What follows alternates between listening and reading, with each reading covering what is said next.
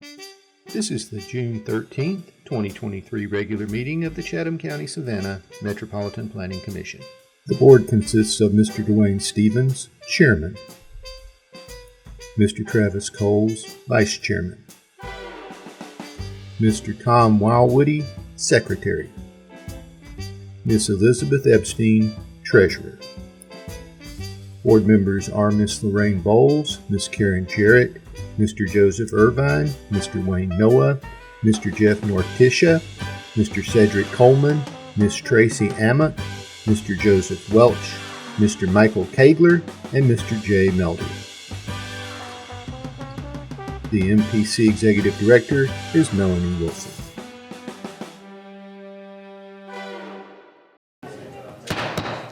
Yeah. Gotta get them quiet. All right. Good afternoon. We'd like to welcome you all to the June 13th, 2023 regular meeting of the Chatham County Savannah Metropolitan Planning Commission, and we now call this meeting to order. We'll pause for our invocation and then we'll proceed immediately into the Pledge of Allegiance. Thank you.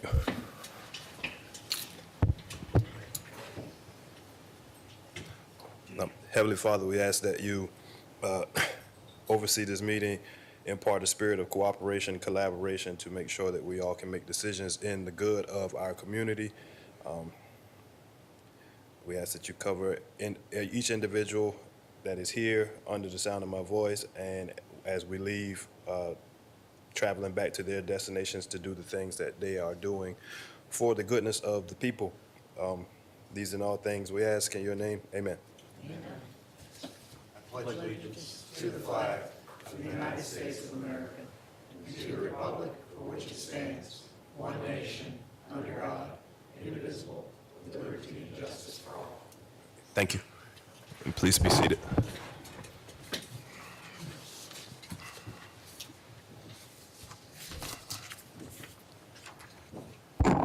Okay. For staff and petitioners and members of the public who are participating, our procedures will be as follows. The agenda is broken into several parts. First, notices, proclamations, and acknowledgements. Next, the consent agenda, which consists of items for which the applicant is in agreement with staff recommendation and there are no known objections. This will be followed by regular business, old business, and then adjournment. For each agenda item on the regular business, the staff will make a presentation, and the staff's presentation will be followed by a presentation by the petitioner should they elect to do so. The petitioner will be allotted a time frame of no more than 20 minutes. The board may then ask questions of the petitioner or staff for clarification. Afterwards, the floor will be open for the public comment. If you wish to comment on the item that the board is considering at the time, members of the public that are in person must fill out a speaker card and give that to staff. If you are participating virtually, you'll use the raise your hand feature on your screen. Do not use the raise your hand feature until the item you want to comment on is being considered. At the appropriate time, you will be recognized and staff will unmute your microphone, and you should unmute your microphone similarly. At the end of the allotted time, as determined by the chair, your microphone will be muted and the chair will recognize the next speaker. The total public comment time will be equivalent to the petitioner's presentation time. Therefore, it is important that you use the raise your hand feature if you're attending virtually during the hearing on that item if you want to speak on that petition. Once the floor is closed for public comment on a petition, no additional public speakers will be allowed. If you're not certain you want to speak, still use the raise your hand feature, or if you're in person, fill out a speaker card. You will have the option to decline when your name is called. After public comment, the petitioner will have the opportunity for a rebuttal and then additional needed questions by the board. Finally, the board will take action. Just as general housekeeping, if you are here in person, we ask that you mute your cell phones so that we don't have unnecessary disruptions of the flow of the meeting. Thank you. So we'll move to the next item on the agenda, and that would be the approval of the agenda. Coles, motion to approve. Do I have a second? Irvin, second. Thank you. Motion made by Mr. Coles and seconded by Mr. Irvin. We'll do a voice vote. All in favor? Aye. Any opposed?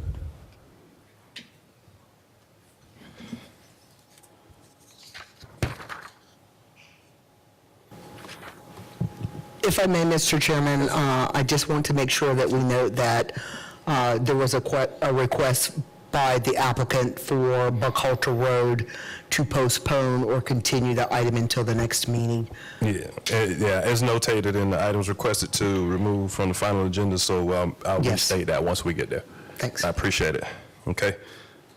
So we'll move on to the next item on the agenda. That's notices, proclamations, and acknowledgements.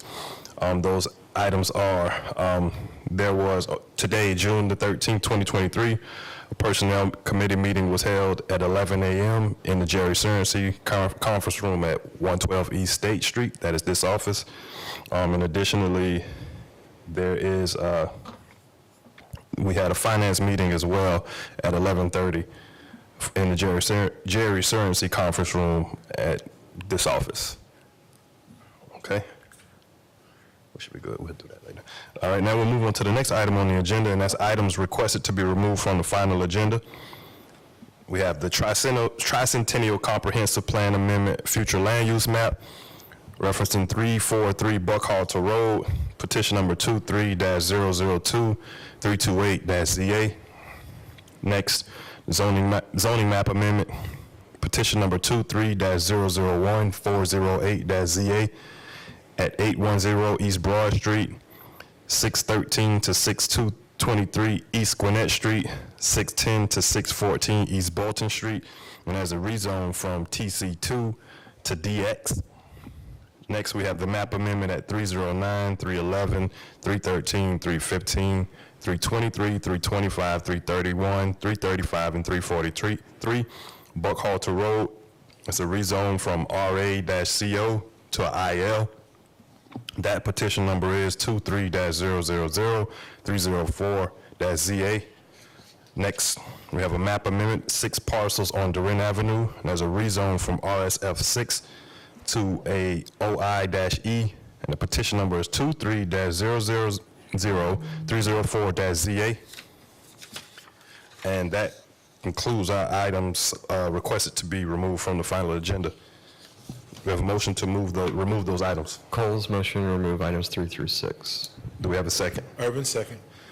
All right, motion made by Mr. Coles and second by Mr. Irvin to remove those items from the agenda. If there's no discussion on that, we'll take action and we'll do a voice vote. All in favor? Aye. Any opposed? Thank you. Okay, so now we'll move on to the next item of the agenda, and that is items requested to be removed. There are none listed. Next, we'll move into the consent agenda. The consent agenda consists of items for which the applicant is in agreement with the staff recommendation and for which no known objections have been identified nor anticipated by staff. Any objections raised at the meeting will result in that item being moved to the regular agenda. At a 12:30 briefing, the staff will brief the commission in consent agenda items and, time permitting, regular agenda items. No testimony will be taken from applicants, supporters, or opponents, and no votes will be taken. That's just an FYI on that last piece. Do we have, so the item on the consent agenda is the approval of the May 23rd, 2023 meeting minutes. Do we have a motion to approve? Coles, motion to approve the consent agenda. Do I have a second? Coleman, second. Motion made by Mr. Coles and seconded by Mr. Coleman to approve the minutes from the April 23rd, 2023 meeting. If there's no discussion on that motion, we will take action and we'll do a voice vote. All in favor? Aye. Any opposed? All right, thank you. Those of you that were here for any of the items that are listed on the items requested to be removed from the final agenda or items on the consent agenda, you may hang around if you'd like to see the rest of the proceedings, or you're free to go, as we will not be going into any further discussion about those items. All right, thank you. So we'll move into the old business. There is none listed, and that brings us to our regular agenda. And that is, the first item on the agenda is the zoning map amendment at 1111 Bradley Boulevard, and as a rezone from RA to PUD-IS, and that petition number or file number is Z-0423-000373. Mr. Lotson. Thank you, Mr. Chairman.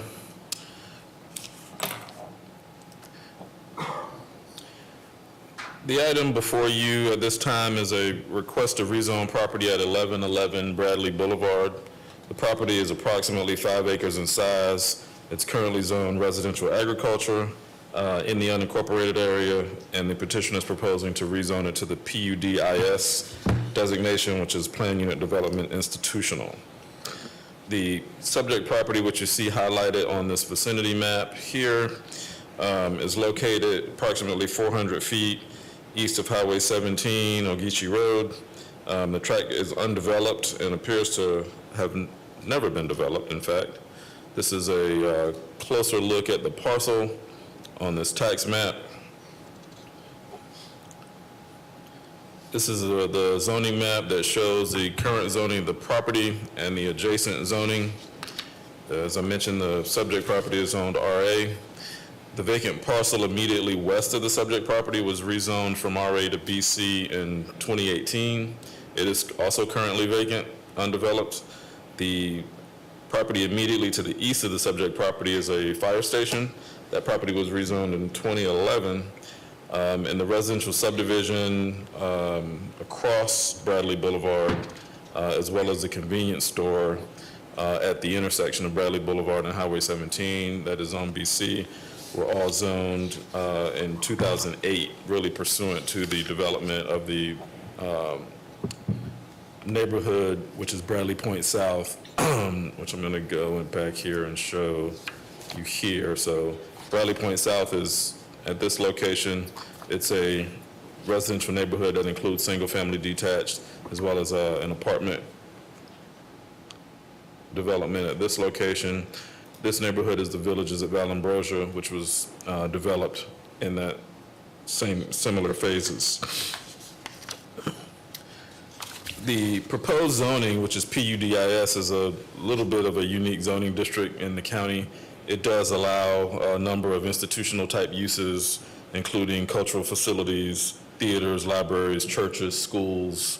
It also allows offices, both medical and traditional offices.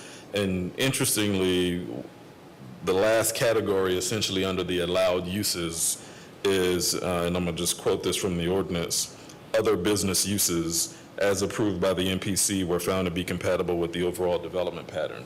So what that essentially means is that in this one case, in terms of a zoning district, the Planning Commission has the authority to recommend approval of a use that's not specifically identified in the zoning ordinance.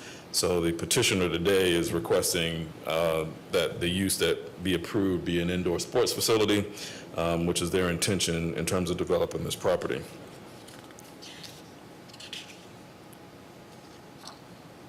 As you see on the zoning map, there's a number of different zoning classifications adjacent to this property. When the petitioner first met with staff, they were proposing to request the BN or neighborhood business zoning classification for the subject property. After our discussion and a cursory review of their proposal, we thought that the proposed district, which is the PUDIS, was a more appropriate zoning classification for this property because it serves more of a transition in lieu of bringing a higher intensity commercial classification into the entry to the neighborhood, further into the entry to the neighborhood. Bradley Boulevard really serves only as a spine road for the uses that are down here, which are those residential neighborhoods that we spoke about.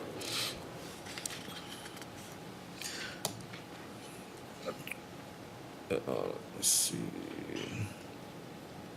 So the general development pattern in the broader area is on this side of Bradley Boulevard is primarily residential. I'm sorry, this side of Highway 17. The other side is more of a mix of uses in terms of there are some commercial, some other institutional uses, and some multifamily residential. Staff found that with the subject property being adjacent to commercial zoning and institutional uses and being located at a point in the neighborhood that would not impact the residential portion, the PUDIS zoning is an appropriate zoning designation for that classification. And that also based on the fact that the PUDIS has some unique development standards, requirements for that district. For example, within that zoning district, a 25-foot natural or landscape buffer has to be provided adjacent to all exterior subdivision lines, excluding the street frontage. And where adjacent to residential, it requires 50 feet. So it is a unique zoning classification. We think it serves as an appropriate transition between the BC at the frontage of Highway 17, which is appropriate, and the adjacent properties as you go down Bradley Boulevard into the neighborhood. So based on the review criteria and consistency with the comp plan, staff recommends approval of the request to rezone the property from RA to PUDIS and approval of the use indoor recreation per section 4-6.611 of the Chatham County zoning ordinance. Thank you, Mr. Lotson. Any questions for staff? Okay, hearing none, we'll hear from the petitioner.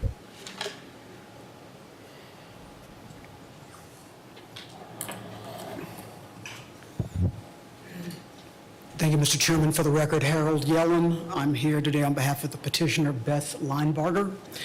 Beth is seated directly behind me, and she's the owner of Club Savannah Volleyball, and she's been the owner for approximately 11 years. She's been looking for some time for the right location to teach and train kids between the ages of 8 and 18 from both Savannah and from Richmond Hill.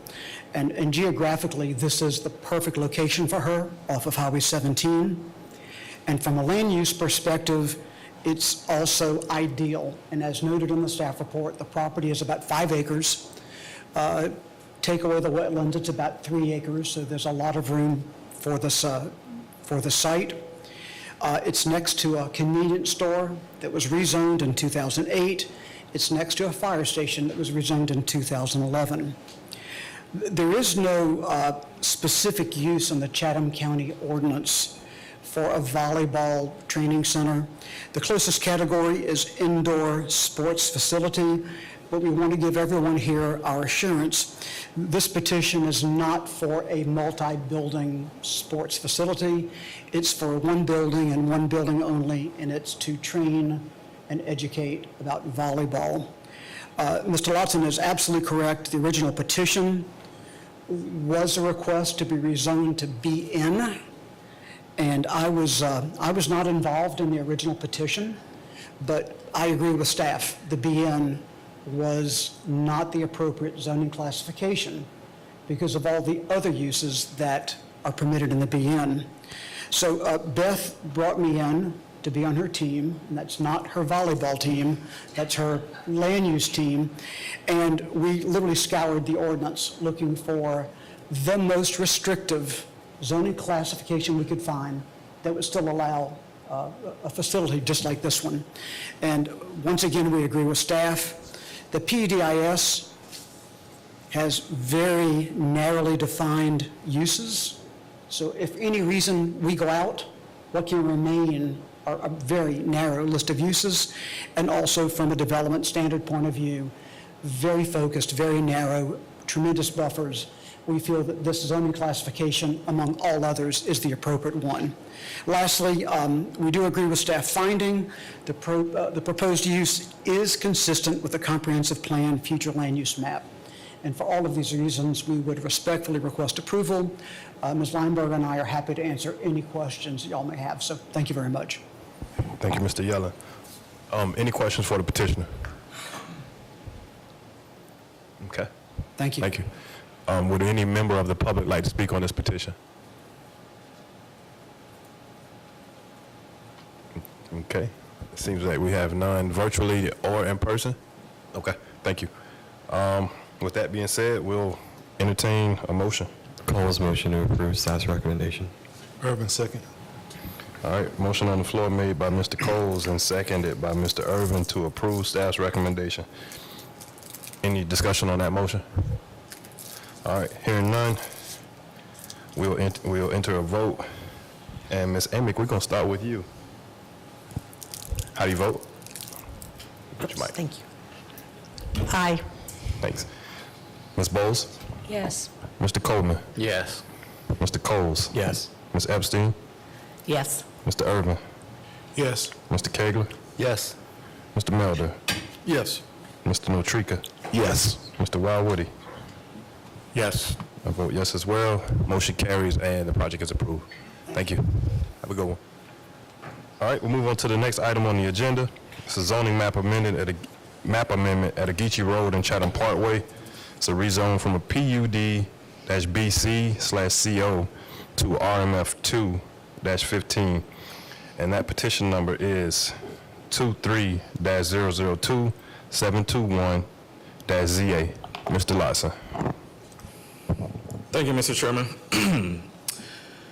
The subject property, which is being requested to be rezoned from the PUD-BC CO designation to the RMF 215 designation, is near the intersection of Ageechee Road and Chatham Parkway. As we talked about in the pre-meeting, this is an item that will be familiar to many, as it was brought before you with a petition that was filed in 2021, a different petitioner for the subject property to rezone it at that time to also a multifamily designation, but the property was within the unincorporated area at that time. The staff and the Planning Commission recommended approval of that zoning in 2021. That zoning failed, however, at the County Commission.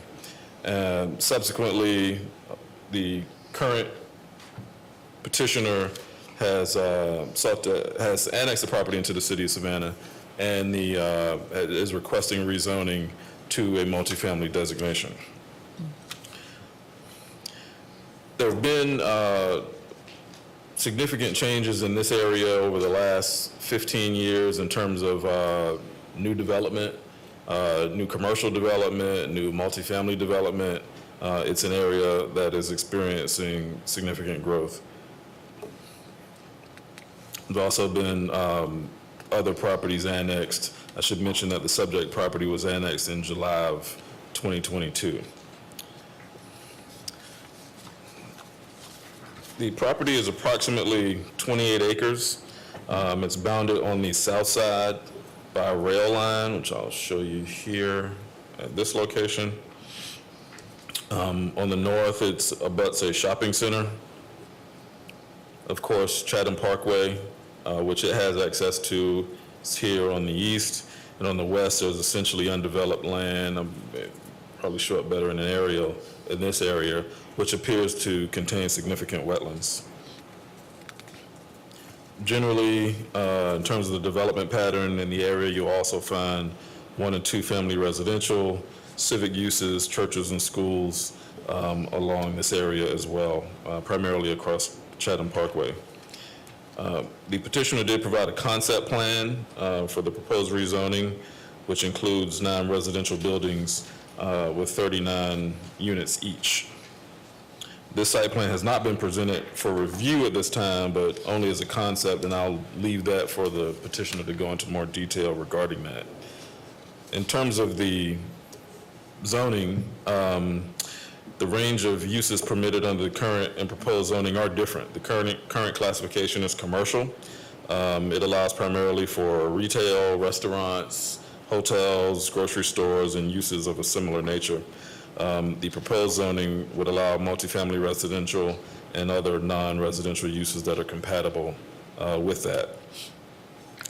Based on the location, the rezoning of this property we find would not adversely affect the existing uses. Primarily the existing uses that are nearby are the commercial uses between the subject property and Highway 17. They include fast food, some retail services, and other commercial uses, including a paint store adjacent to Chatham Parkway.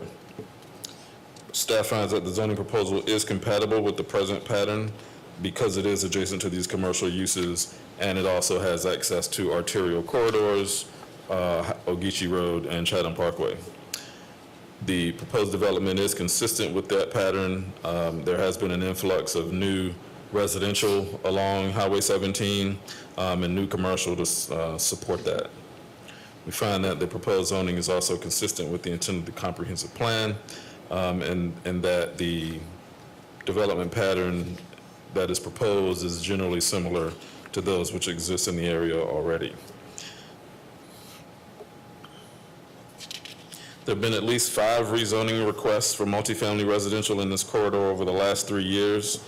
We believe this is due primarily to the availability of large tracts of land in the county. There are fewer and fewer of these kinds of tracts within the most of the city limits of Savannah, but there is a great demand for increased amounts of residential, which is coming to be true both in multifamily and single family. With the subject property currently being zoned commercial and the uses that were allowed therein, we think this is an appropriate and potentially somewhat less intense use than the way the property could be developed under the current zoning. I should mention, as we discussed in the pre-meeting, the access to this property is through existing streets with access to Ogeechee Road and Chatham Parkway at this location. Those streets have been dedicated and are public streets at this time. A couple of things to discuss in terms of the recommendation. We are recommending approval, as we did with our previous petition, to rezone the property. I do want to have a brief discussion about the conditions that we have listed on the staff report. That condition read that the applicant enter into agreement with Chatham County regarding the review of any development plans specific to access to Chatham Parkway and stormwater discharge into any county-maintained stormwater system. Just to clarify, the access issue has been addressed, we feel, because these streets are now dedicated and they are public streets which abut the petitioner's property, so they do have access to those streets. So we don't believe that that is necessary in terms of being a condition at this stage. Regarding the discharge into the stormwater system, that really came out of a conversation that was had during the original petition when the property was in the unincorporated area with county engineering and the previous petitioner.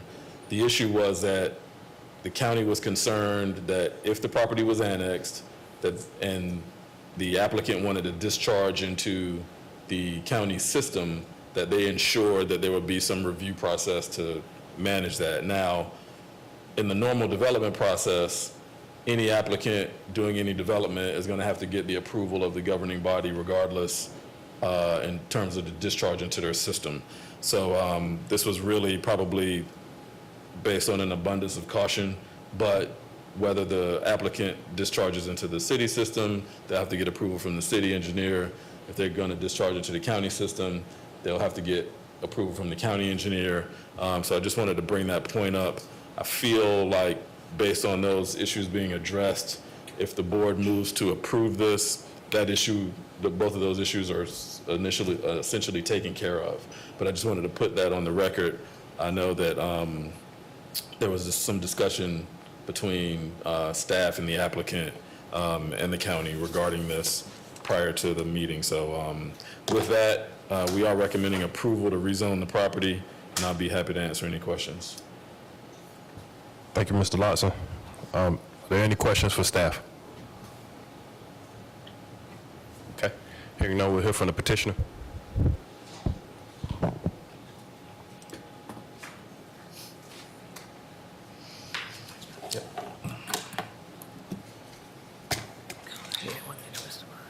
For the record, Robert McCorkle here on behalf of the petitioner Madison Capital Group. Shed a little tear today, as that may be the last time I have a staff report from Marcus Lotson, so I don't want to be up here for the last time without thanking Marcus for his service to this organization and to the city of Savannah and to Chatham County throughout his career. He has been an outstanding professional to work with and has been an absolute pleasure and incredibly responsive for petitioners and people from the city that are trying to get work done in the city and in the county. And so to that, I thank him, although he will be mad at me for saying that. Madison Capital Group, my client's here today, as well as a representative from our engineer, Thompson Hutton. They're a multifamily developer with communities throughout the Southeast, Georgia, Florida, South Carolina, North Carolina. You may be familiar with them or remember that we were here in February of 2022 for a project for them for the redevelopment of the Sears building and parking lot at the Oglethorpe Mall for a multifamily development. That project was approved by the MPC as well as the City of Savannah, and I'm happy to say that the building permits were issued, I believe, as of yesterday, and that project's going to begin construction for multifamily apartment units on Abercorn next month. Similar to the way that that project is surrounded by a lot of commercial, this project is also surrounded by commercial, being on the corner of Ogeechee Road and Chatham Parkway. The 28 acres is located behind other commercial existing businesses. There's a new Taco Bell, there's a new Dunkin' Donuts, Sherwin-Williams Paint Store is right there, I believe was talked about in the pre-meeting. It also backs up to, as you can see here on the conceptual plan, to a railroad track, as well as a portion of Chatham Parkway, although our property is not accessed directly on Chatham Parkway in that location. On the 28 acres, what we're proposing is 9 buildings, 3-story buildings. That's a total of 351 units. We'll have multiple amenities on the site, as well as the property will be fenced. And the property, as Marcus mentioned, is accessed by public roads. At the time when this originally went through for the county rezoning, the access was through easements that ultimately were going to have roads constructed and submitted to the city. One of the requirements that MPC put on that original recommendation for approval that the MPC approved unanimously was that there be access to both Ogeechee Road and to Chatham Parkway for this site, and not just one or the other. That has been done. Those public roads exist. Preston Drive leads to this site, which you can see here. This is Preston Drive, which leads back to the site. This is Wood Spring Drive, which leads out to a right-in, right-out on Chatham Parkway right here, not a full-turn intersection. Obviously, there's a median here. And then there is a full-turn intersection here on Ogeechee Road. So that is the nature of the public road access to the property which currently exists.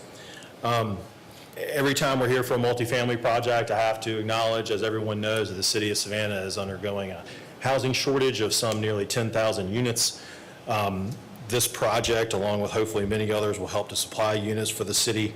We believe this is a great location for an apartment complex, given how it is adjacent to the railroad and to Chatham Parkway, and the way that it backs into the site. It really makes a lot more sense, I think, as a multifamily site than it does as a commercial site, which is probably why the issue has come before you on more than one occasion. As Marcus mentioned, there's been 5 multifamily rezonings, I believe, within the last 3 years in the area. So, like all over the place, whenever you have commercial development and you have access to grocery stores and businesses and places to work, the rooftops come, and that's what we're here for today. The request is for RMF 215. This is consistent with the other multifamily projects that have been rezoned in the area that are also RMF 215. We believe, as Marcus mentioned, that this request is really a downzoning. It removes some fairly intense uses that are permitted under the old county ordinance here, including truck stops, warehouses and flex warehouse space, liquor stores, hotels over 75 rooms, heavy equipment sales and services, transportation, dispatch, and storage. All of those uses are permitted on the site currently. We believe that rezoning to multifamily will help create really ultimately probably more green space, less trucks, and ultimately less traffic. We had Thomas and Hutton do traffic analysis based on car counts through their manual. And I just put this up there for you to see. We're really this first group here, which is 3-story apartments for 351 units, showing 2,366 trips. And you'll see here probably the most common, more likely uses that will be made. Ignore the multifamily second housing one. But for whether it's a business park or an office park or a shopping center, which would be the worst at about 7,500 trips a day, or a strip retail plaza you'll see here, which is about the same number of trips we'll have, but that's only for a singular 40,000 square foot plaza, which we can put more than that on this site. But if it's a combination of uses, you're likely to have hundreds or thousands of more trips as it's currently zoned than you are if we rezone it to a multifamily and have 351 apartment units there, or some, I realize we don't have to build it exactly as we drew it, but with the density of 15 units per acre, they're somewhat limited to how many units we'd be able to get in, and we think that's a real number. Ultimately, this property is going to be developed. The infrastructure has been constructed. The infrastructure is in place. The question is, what's better for the site? What's better for the city? To have a multifamily housing development there that creates much-needed housing stock, or more office or more commercial, consistent with what else is in the area. We believe, as noted by staff, that multifamily is a good use here and is a better use that fills a need for the city. As staff mentioned, they do not believe that this use will adversely impact any of the surrounding uses. We don't really have any immediate neighbors based on the way the property sits. It's compatible with the present zoning pattern as well as the future land use map.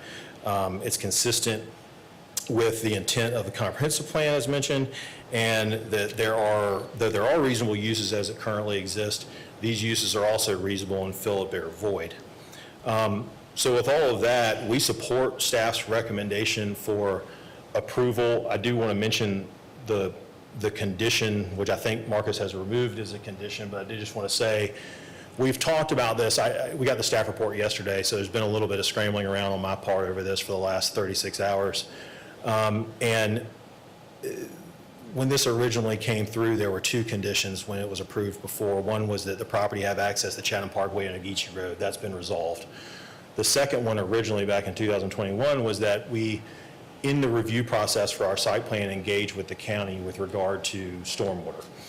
That already is the process. I've confirmed this with Thomas and Hutton.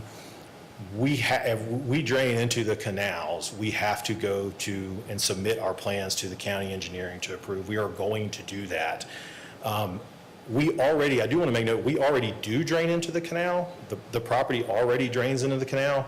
As is shown here, we intend to have lots of detention ponds on the site, and so we will be retaining, surcharging water before we go into the canal, and we are going to have either the same amount of water that's already being discharged, or we'll have to have less.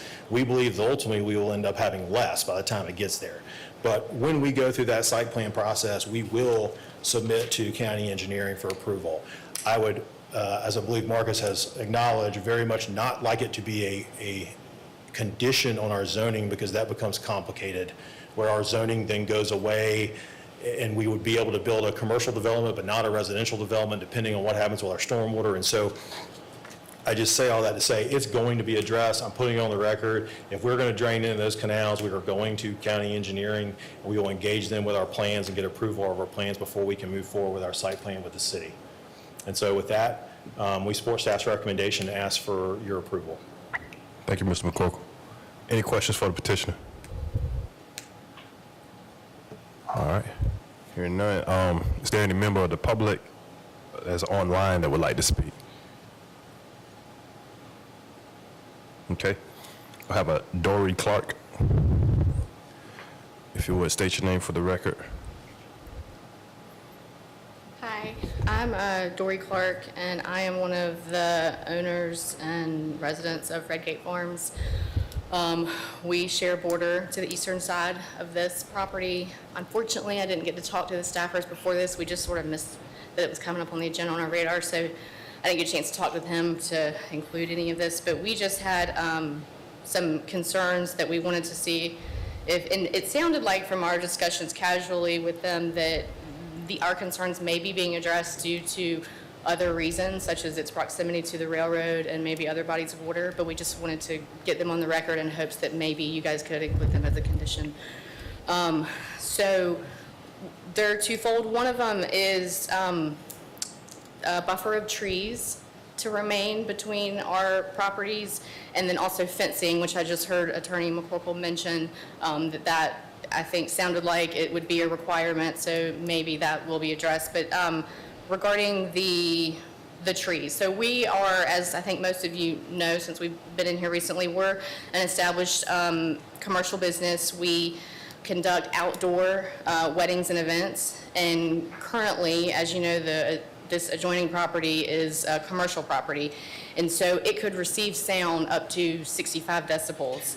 If it's changed to a residential, then the sound that it could receive would be only up to 50 decibels after 7 p.m. Most of our events do occur from about 7 to 10 at night, and so although there is some distance between where our events occur and maybe where these buildings would exist, it is across a pond, which has a tendency to sort of amplify as it moves across that body of water. And then if there are no trees left, then it will just deliver right into these residents' homes. So we feel that if we left the existing tall trees, and we need them tall because, again, these buildings are 3 to 4 stories high, it looks like, and to keep that vegetative buffer in place, the tall trees, the underbrush, don't go in there, an underbrush, but having that buffer, along that entire property will not only protect those future residents, but also us from potential sound complaints that we've never had to date. And then I think the only, so outside of the buffer, we would ask that if it was not, if we did it to not underbrush it, which I think happens in a lot of cases, and then during the clearing and building phase, that maybe some sort of orange fencing be put up or something, because we've seen on other projects that they have accidentally gone into that and start cutting, and before you see what happens, the trees are gone, and once they're gone, you can't undo that. So just that be protected in some way. Regarding the fence, again, it sounds like it would be addressed, but our concerns are just there are bodies of water, there are railroad tracks. This complex would undoubtedly have many children, and so for their safety, to make sure that they are not coming across those tracks and or attracted to these bodies of water, that fencing be placed around the property. And then also on this current map, they have like their dumpsters and things up to the border. If they left a buffer, right now where it places a dumpster, it is directly behind one of our venues. And so aesthetically, obviously that would not be pleasing, and also that can be loud when the trucks are coming to empty those. I don't know if you guys have seen that happen, but Murphy's Law tells us that will probably happen right when someone's going to say, I do. So, but we think that could be protected, again, if just a buffer of some trees was left there and they just aren't clear-cutted and building right up to the border of the property. And I think that was it. All right, thank you. Any other member of the public that wishes to speak on this petition? Okay. Would the petitioner like to respond to public comment?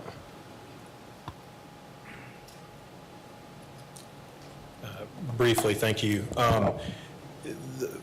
We're going to address most of the things that were mentioned at site plan, not for the zoning purposes. We will have buffering and trees that will remain. I will note that the rear yard setback in the city is larger than the rear yard setback in the county.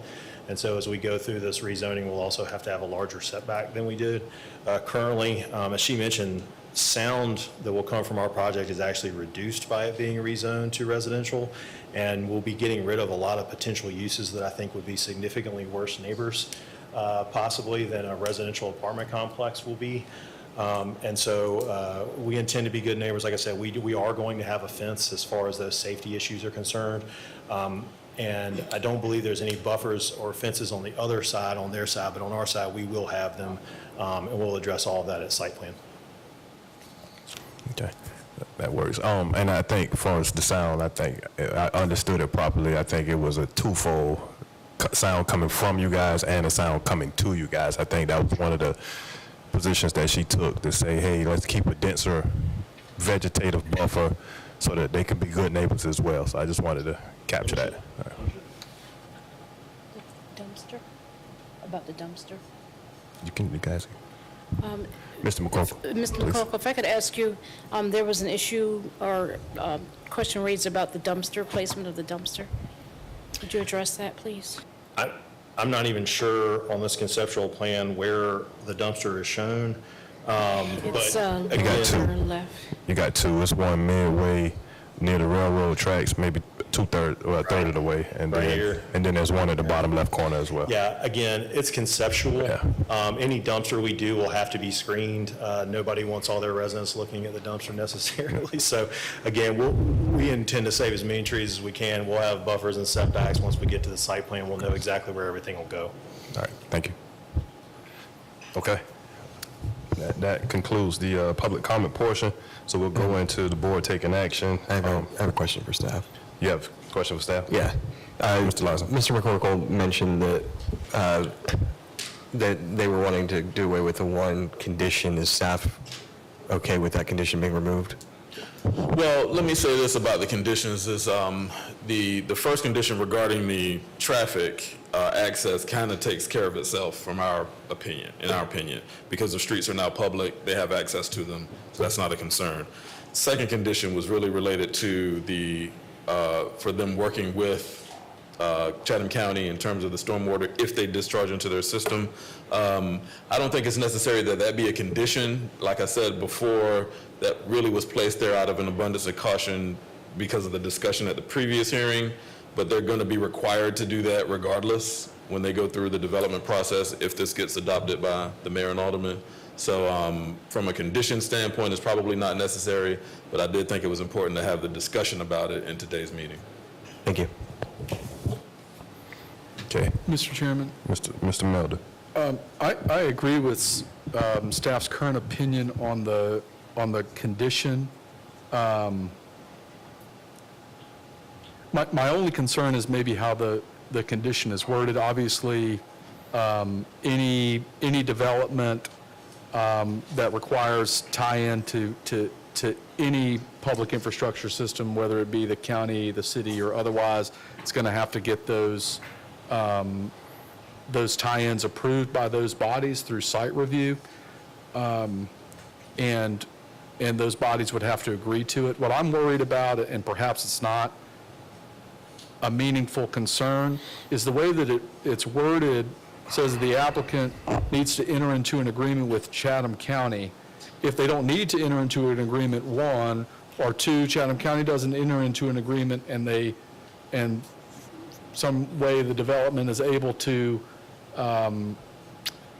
make other discharge plans, then would this rezoning be applicable, or because it didn't meet the line of this condition, would it have to come back to rezoning? So that's my concern. I think it seems clear that the intent of this condition is just to ensure and give the proper assurances that the developer will do the necessary work to make sure that all of these issues are addressed, which is already part of the process. I just wouldn't want to arbitrarily give a condition that would have to require this to come back to rezoning, since it is being significantly downzoned and seems like a fairly positive project. Okay, thank you. Mr. Lawson, I got a question for you in the vein of what was just proposed by Mr. Melder. Just wanted to be 100% clear of the purpose of the rezoning, and that is for the density, correct? And the use? And the use, yes. Okay, and not Use is necessarily... not permitted under the current zoning. So not necessarily to, partially for the stormwater and such, correct? Correct, yes, sir. All right.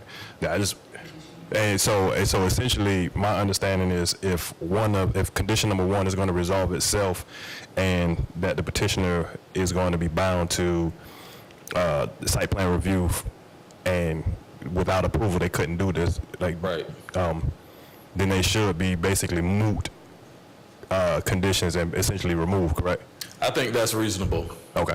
I just want to make sure we're all 100% clear on what it is, so that before we go into a motion, just to make sure that everybody's certain of what the intent is. Okay. And what we're hearing the petitioner is bound to anyway. Right. All right, thank you. We'll entertain a motion. Coles, make the motion to approve staff's recommendation without conditions. Got a motion on the floor? Coleman, second. Thank you. Motion on the floor made by Mr. Coles and seconded by Mr. Coleman to approve staff's recommendations without conditions. Is there any discussion on that motion? Okay. Hearing none, we'll go into a vote. Ms. Amick? Yes. Ms. Bowles? Yes. Mr. Coleman? Yes. Mr. Coles? Yes. Ms. Epstein? Yes. Mr. Irvin? Yes. Mr. Kegler? Yes. Mr. Melder? Yes.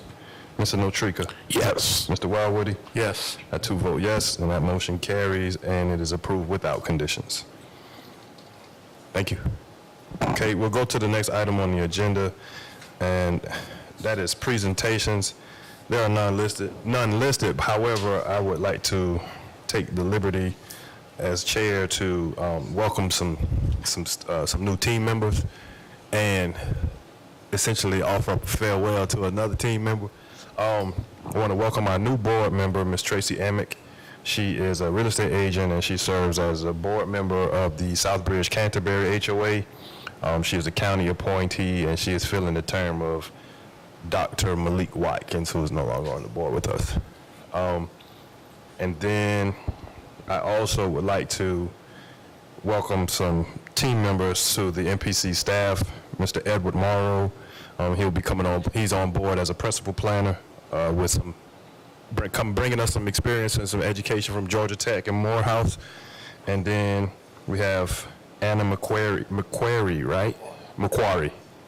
excuse me. And she's going to be helping out with the MPO, and she is coming from UNC Chapel Hill, correct? And UGA, all right? So I just wanted to take that moment to welcome you all and let the public know we have some new team members. You see some new faces, and we'll be working with some other folks. And if I can, we also have one of our interns here, which is, I'm just going to call her Miss Dara, because I don't want to mess up her first name. Okay. But she's here from the University of Champaign, or University of Illinois, Champaign-Urbana. Okay. And is going to be working with the NPO on transportation related matters. So we're excited to have her on the team too. She'll be with us until mid-August as an intern. So we're really fortunate to have her come as well. Good deal. Welcome. And then lastly, as we've been, what's that? Yeah, I'm not. Lastly, we're going to, as we've heard in all these different forums, Mr. McCorkle took the opportunity to acknowledge Mr. Lotson is going to be going on to, I won't say greener pastures, he'll be going on to other activities. No, I'm just kidding.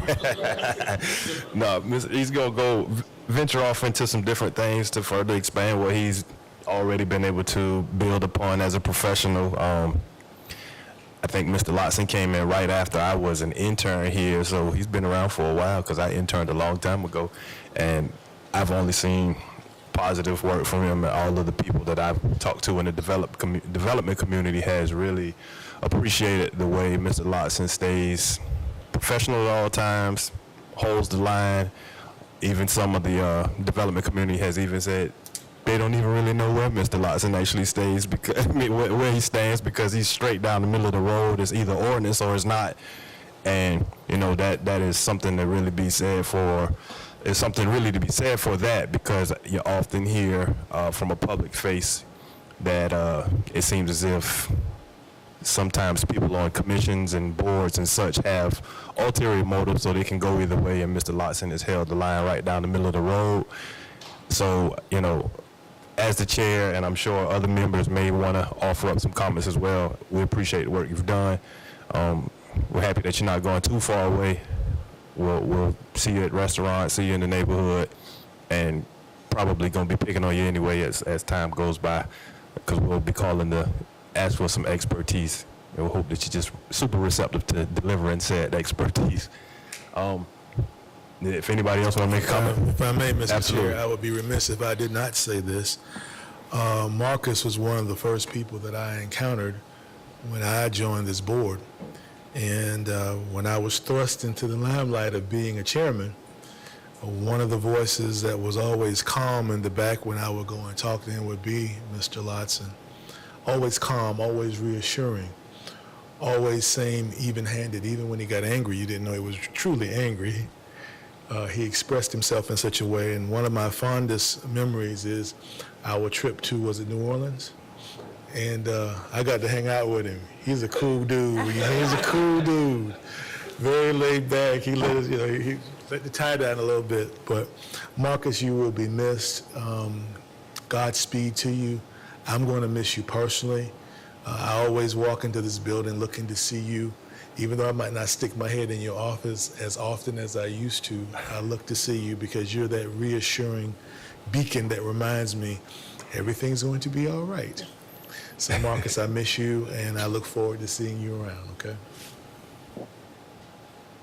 Anyone else? All right.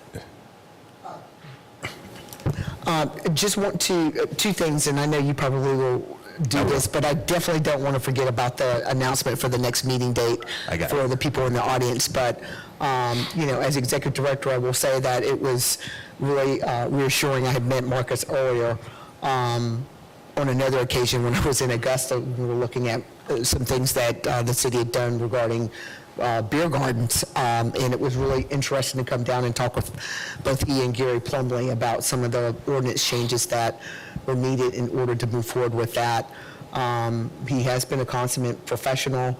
We've had great discussions on different land use issues. I think we both have learned from each other over the 5+ years that he's been, or at least that I've been here. And I'm glad that he's not going too terribly far, so I'm sure that we will be bumping into him as we're dealing with the implementation side further on some of the rezoning and subdivision issues that you all vote on. So we will be having a reception for him after this. So anybody in the audience that wants to stay and wish Marcus well, please feel free to do so. And just wanted to publicly thank Marcus for all of the work that he's done. Thank you. Mr. Melder. Thank you, and just to pile on to Marcus, I know that City Council, and I was able to thank him when he made his last presentation last week, but I do echo the comments of the Executive Director. Marcus is a consummate professional and a great public servant, and by that virtue, he has helped to raise the work and the success and the excellence of everybody at the City of Savannah who's had the pleasure to work with him. He's made our work easier. He's made our work better. And that's a sign of a true leader and a true public servant, and he'll be missed in this role greatly. And we thank him for everything he's done for the City of Savannah, especially, and look forward to working with him in his new capacity, as we always do. Thank you, Marcus. Thank you.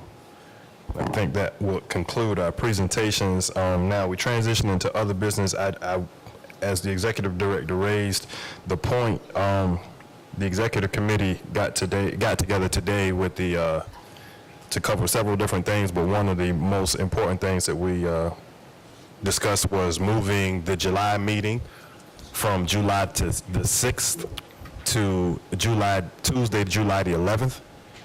For a reasoning of making sure that everybody has the opportunity to attend, considering that July 6th is the week of a holiday. There is some very important business that will be discussed unless the petitioner were to ask for another continuance, or excuse me, or removal from the final agenda. The petition of the Buckhalter project would be at that meeting. So again, if in the event that the petitioner does not request that to be removed, the intent is for that to be on the agenda to the now scheduled July 11th, Tuesday, July the 11th, 2023 meeting. Is there any concerns regarding that? Okay. And from there, we'll go to So the board, we've had the opportunity and been asked to provide our feedback on bylaws, so that we can get these bylaws adopted. You all should have, or if you do not have currently, we will issue the markups, the red lines, with all of the board members that submitted comment implemented and integrated, should I say, into the red line version that was previously given to us by staff. We would like to get to a place of presenting that at the July meeting so that we can take action to adopt said red lines and modifications in the first August meeting. So if you would, please, review the information provided so that we can keep this train moving. And we have printed copies.